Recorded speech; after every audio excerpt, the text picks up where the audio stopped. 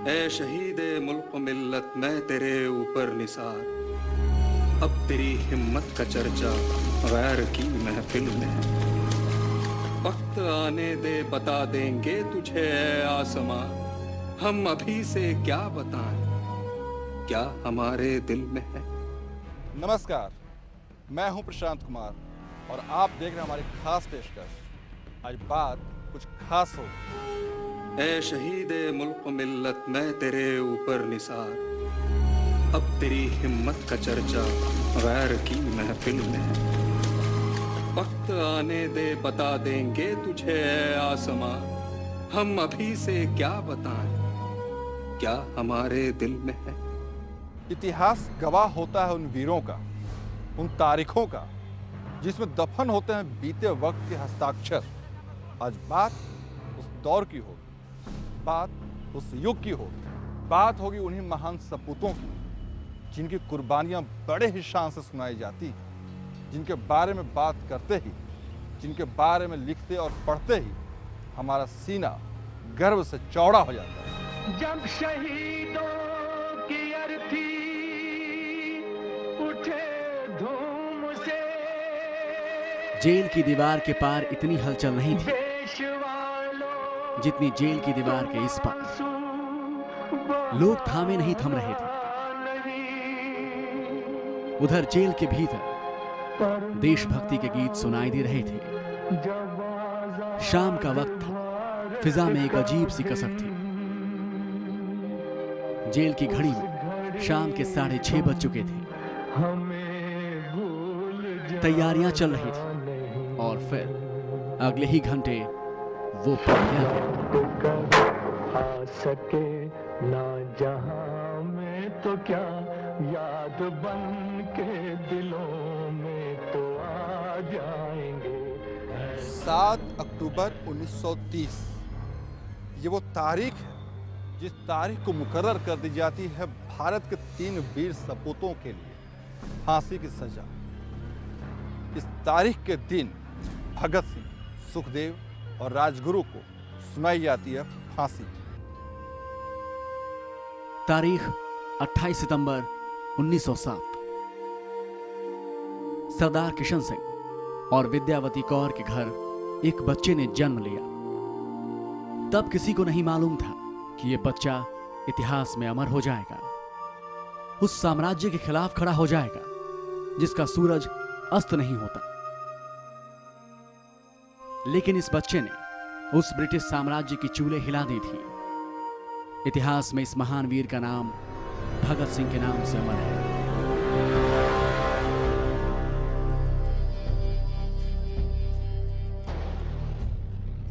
देशभक्ति भगत सिंह को अपने परिवार से विरासत में ही मिली थी और इसके बाद जालियांवाला बाग हत्याकांड ने इसे और भी ज़्यादा बढ़ा दिया। शुरू से ही भगत सिंह के दिल में एक अपने पारिवारिक वजह से भी एक छाप थी, जो समाज में जो ब्रिटिश के शोषण के आयाम थे वो उन्हें बार बार ये कुरेदती थी कि हम गुलाम क्यों हैं, और उस गुलाम देश में अगर भारतीय समाज जीवित है तो उसके शोषण कैसे खत्म होंगे, अन्याय के खिलाफ वो किस तरह से उसका खात्मा किया जा सकता है, मनुष्य के द्वारा मनुष्य का शोषण कैसे खत्म हो, ये उनकी प्रारंभिक चिंता थी।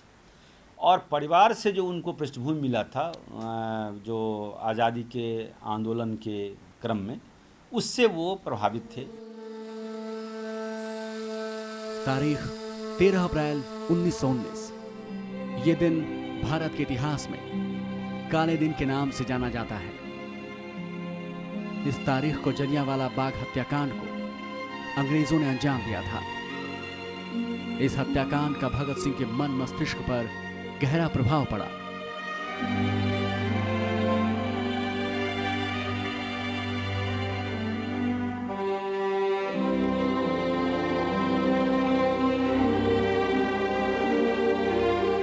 जो सबसे अधिक असर उन पर था वो था जालियांवाला बाग का, जिसके वो बड़े कम उम्र में जो उसके गवाह थे उस अंग्रेज के निष्ठुर व्यवहार का, उसका उन पर बहुत असर था और बहुत आक्रोश था। जुल्म तो और भी लोग सहते हैं, लेकिन उस जुर्म को मकसद बना लेना और फिर समाज के गुलामी से मुक्ति का रास्ता ढूंढना, ये खासियत थी, इसीलिए वो भगत सिंह थे। उन्होंने लाहौर के नेशनल कॉलेज की पढ़ाई छोड़ दी और भारत की आजादी के रास्ते पर निकल पड़े। भारतीय नौजवान सभा की स्थापना कर दी गई, लेकिन इसी बीच 9 अगस्त 1925 को काकोरी कांड हो गया। हथियार खरीदने के लिए ब्रिटिश सरकार का ही खजाना लूटने की योजना थी।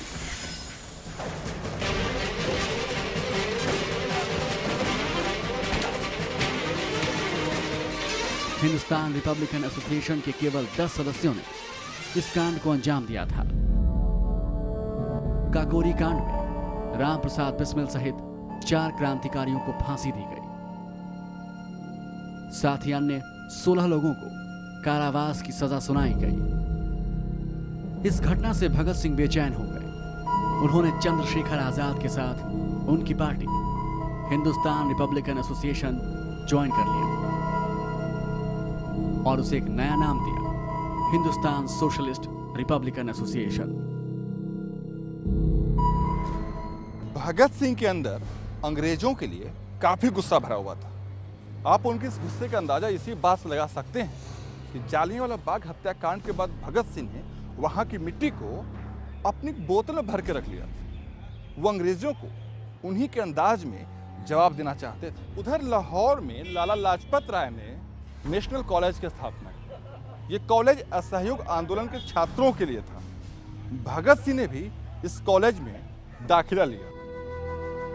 पंजाब नेशनल कॉलेज में भगत सिंह की देशभक्ति को और बल मिला। इस दौरान ही भगत सिंह की कई क्रांतिकारियों से पहचान भी हुई। यशपाल, सुखदेव, भगवती चरण जैसे कई लोग थे। कॉलेज में नाटकों के माध्यम से देशभक्ति को आगे बढ़ाया जाने लगा। इसी बीच भगत सिंह चंद्रशेखर आजाद के संपर्क में आए। दोनों के बीच गाढ़ी दोस्ती हो गई। तो मेरी नज़र में चंद्रशेखर आज़ाद के साथ भगत सिंह का मिलना आज़ादी की लड़ाई के लिए एक महत्वपूर्ण पड़ाव साबित हुआ और वो बहुत ही मजबूती के साथ आगे बढ़ाया, जो देश में न सिर्फ आज़ादी की लड़ाई, ये शोषण के खिलाफ जो दुनिया में पूंजी के खिलाफ लड़ाई थी, उसको भी मजबूत किया। इसी बीच साइमन कमीशन का विरोध किया जा रहा था। वो तारीख थी 30 अक्टूबर 1928। गवाह बना था लाहौर। साइमन कमीशन का विरोध किया जा रहा था। विशाल विरोध प्रदर्शन में लाला लाजपत राय भी शामिल थे। तभी लोगों पर लाठीचार्ज कर दिया जाता है। इस लाठीचार्ज में लाला लाजपत राय बुरी तरह घायल। लाला ने कहा था, मेरे शरीर पर पड़ी एक एक लाठी ब्रिटिश सरकार के ताबूत में एक एक कील का काम करेगी। और फिर 17 नवंबर 1928 को लाला लाजपत राय ने अपनी आखिरी सांसें ली। लाला लाजपत राय पर जो जिस तरह से नृशंस प्रहार हुए, उसके बाद से उनका मन बदल गया और उन्हें लगा कि यह जो अंग्रेजी सरकार है ये सभ्य की भाषा नहीं समझती।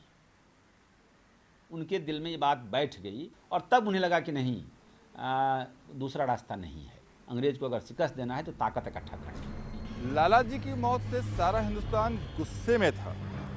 लोगों में आक्रोश बढ़ने लगा। तो फिर क्रांतिकारियों ने क्या किया? क्या लाला जी की शहादत बेकार गई? 1 महीने का वक्त बीता और लाला जी की मौत का बदला उन अंग्रेजों से ले लिया गया।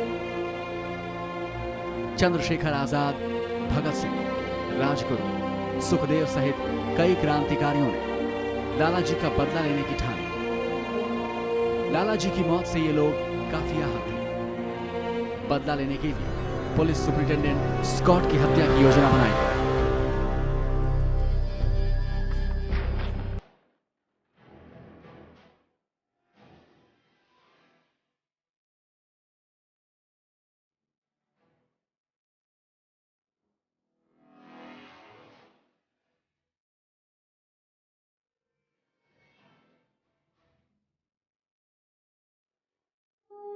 ए शहीदे मुल्क मिल्लत मैं तेरे ऊपर निसार, अब तेरी हिम्मत का चर्चा गैर की महफिल में है।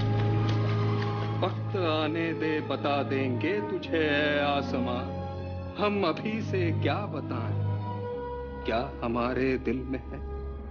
भगत सिंह ब्रिटिश हुकूमत के बाहरी कानों तक अपनी आवाज पहुंचाना चाहते थे और इसके लिए भगत सिंह ने नई दिल्ली के सेंट्रल असेंबली हॉल को अपना लक्ष्य बनाया।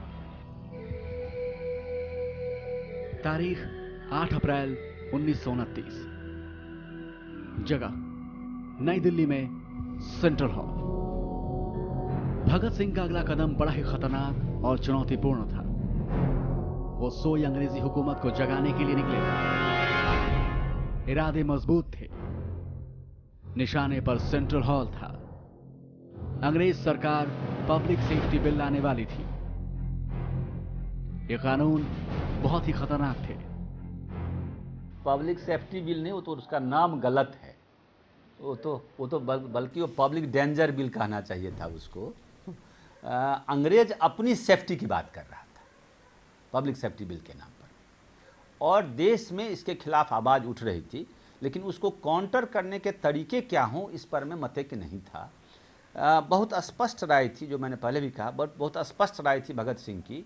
यही एक मौका है, अगर पब्लिक सेफ्टी बिल पर में हम समाज को जगा ले गए तो चीज़ें बदल जाएगी और नौजवान साथ हो जाएंगे।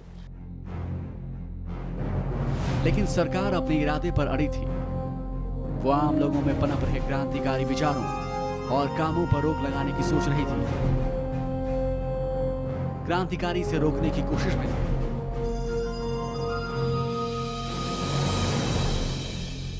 बटुकेश्वर दत्त और भगत सिंह का नाम इस मिशन के लिए तय हुआ। क्रांतिकारियों ने तय किया कि जब बिल पेश किया जाएगा तभी सदन के अंदर धमाका किया जाए। I shall read out to you the orders of His Excellency the Viceroy. आदमी को मारा जा सकता है, उसके विचार को नहीं। बड़े साम्राज्यों का पतन हो जाता है, लेकिन विचार हमेशा जीवित रहते हैं। और बहरे हो चुके लोगों को सुनाने के लिए ऊंची आवाज जरूरी है। बम फेंकने के बाद भगत सिंह द्वारा फेंके गए पर्चों में यही लिखा था। इस धमाके के बाद भगत सिंह नहीं भागे, बहादुरी के साथ वहीं खड़े रहे और खुद को अंग्रेजों के हवाले कर दिया। उनकी स्पष्ट मान्यता थी कि यदि आप यह मौका मिलता है जहां हमें जेल जाना पड़ता है या हमारे ऊपर कार्रवाई होती है अंग्रेज़ों की, तो इससे नौजवानों में एक उत्साह बढ़ेगा, एक प्रेरणा होगी और देश में एक दूसरा आज़ादी की एक मजबूत लड़ाई खड़ी होगी। और हो सकता है कि आपको भगत सिंह ना दिखे, लेकिन भगत सिंह सब में दिखेंगे। ये एक उनकी परिकल्पना थी अपने उस जुनून के और देश को आज़ाद करने में और एक शहादत देने के जोश में। लाहौर षड्यंत्र केस ये नाम है उस मुकदमे का जिस मुकदमे में भगत सिंह, सुखदेव और राजगुरु को फांसी की सजा सुना दी जाती है। यहां भी अंग्रेजों ने अपनी फिरंगी चाल चली, लेकिन भगत सिंह का इरादा तो कुछ और ही था। अंग्रेजों ने तीनों क्रांतिकारियों को पकड़ लिया था। उन पर मुकदमा शुरू हुआ। मामले की सुनवाई चली। भगत सिंह करीब 2 साल जेल में रहे। वो इस मुकदमे के जरिए अपनी आवाज पहुंचाना चाहते थे, अपनी बात रखना चाहते थे। भगत सिंह का मानना था कि उनकी कुर्बानी से गुलाम भारत की आम जनता में आक्रोश गहरा जाएगा। उनका यह भी मानना था कि उनके जिंदा रहने से शायद ये आक्रोश पैदा करना मुमकिन नहीं है। भगत सिंह, राजगुरु और सुखदेव अब जेल में कैद थे। भगत सिंह ने जेल से ही लेख लिखना शुरू किया। वो पूंजीपतियों के खिलाफ थे। यही कारण था कि भगत सिंह का मानना था कि मजदूरों का शोषण करने वाला, चाहे वो एक भारतीय ही क्यों ना हो, वो उनका शत्रु है। जेल में रहते हुए भगत सिंह ने ईश्वर के बारे में भी अपने विचार व्यक्त किए। उन्होंने अपने लेख में लिखकर बताया कि वो नास्तिक क्यों हैं। भगत सिंह महज 23 साल की उम्र में ही फांसी के फंदे पर चढ़ा दिए जाते हैं। इतनी कम उम्र में इतना बड़ा काम कोई आम इंसान नहीं कर सकता। जेल में रहकर भगत सिंह और उनके साथियों ने 64 दिनों तक भूख हड़ताल की थी। भगत सिंह के एक साथी यतीन्द्रनाथ दास ने इस भूख हड़ताल के दौरान ही अपने प्राण न्यौछावर कर दिए थे। लेकिन क्रांतिकारियों ने हार नहीं मानी, वो डटे रहे। हार कर अंग्रेजी हुकूमत को भारत माता के इन क्रांतिकारी सपूतों के आगे झुकना पड़ा। इन सबके बीच वो दिन भी आ गया जब भारत माता के इन सपूतों को फांसी के फंदे पर लटका दिया जाता है। लेकिन फांसी की इस घटना ने ब्रिटिश न्याय व्यवस्था की पोल खोल कर रख दी। ब्रिटिश सरकार के खिलाफ युद्ध छेड़ने के आरोप में भगत सिंह, राजगुरु और सुखदेव को फांसी की सजा सुना दी गई। तय हुआ कि 24 मार्च 1931 को इन तीनों को फांसी दे दी जाएगी। लेकिन ब्रिटिश सरकार इन तीनों क्रांतिकारियों के कारनामों से डरी सहमी थी। उसने आनन फानन में निर्णय लिया कि इन तीनों को फांसी की सजा तय वक्त से एक दिन पहले ही दे दी जाएगी। जेल के बैरक से सभी कैदियों को सुबह बाहर निकाला जाता था और शाम के वक्त उन सभी को वापस बैरकों में भेजा जाता था। लेकिन तारीख 23 मार्च 1931, इस दिन शाम के 4 बजे सभी कैदियों को अंदर जाने का आदेश दिया जाने लगा। इस फरमान के बाद सभी कैदी हैरान थे। ब्रिटिश सरकार के न्याय के इतिहास का काला दिन आ चुका था। फांसी के 2 घंटे पहले भगत सिंह के वकील मेहता को उनसे मिलने की इजाजत मिली। वकील ने भगत सिंह से पूछा, तुम्हें किसी चीज की इच्छा है? भगत सिंह ने कहा, हाँ, मैं दोबारा इस देश में पैदा होना चाहता हूं ताकि इसकी सेवा कर सकूं। इसके बाद भगत सिंह के वकील चले गए। इसी के बाद जेल के अधिकारियों ने भगत सिंह को बताया कि फांसी का वक्त 11 घंटा घटा दिया गया है। सुबह 6 की बजाय आज शाम 7 बजे फांसी दी जाएगी। शाम हो चुकी थी। तीनों को तैयार किया जाने लगा। उनके हाथों को बांध दिया गया। तीनों निकल पड़े थे। जेल में देशभक्ति के गीत गूंज रहे थे। माई रंग दे बसंती चोला, नारे लगने लगे, इनकलाब जिंदाबाद।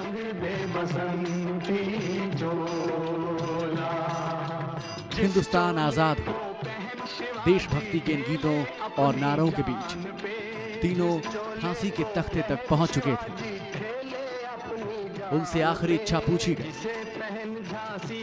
भगत सिंह ने कहा वो अपने साथियों से गले मिलना चाहते हैं।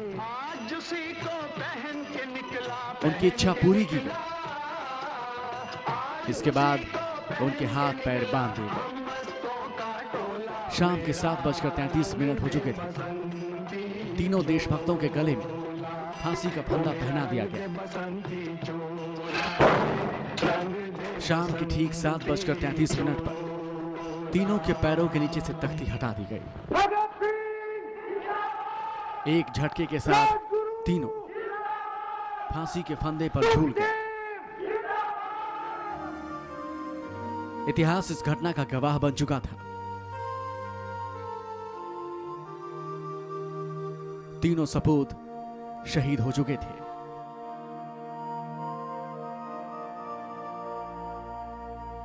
सोए हुए देशवासियों को जगाने के लिए भगत सिंह इतनी छोटी सी उम्र में फांसी के फंदे पर झूल गए।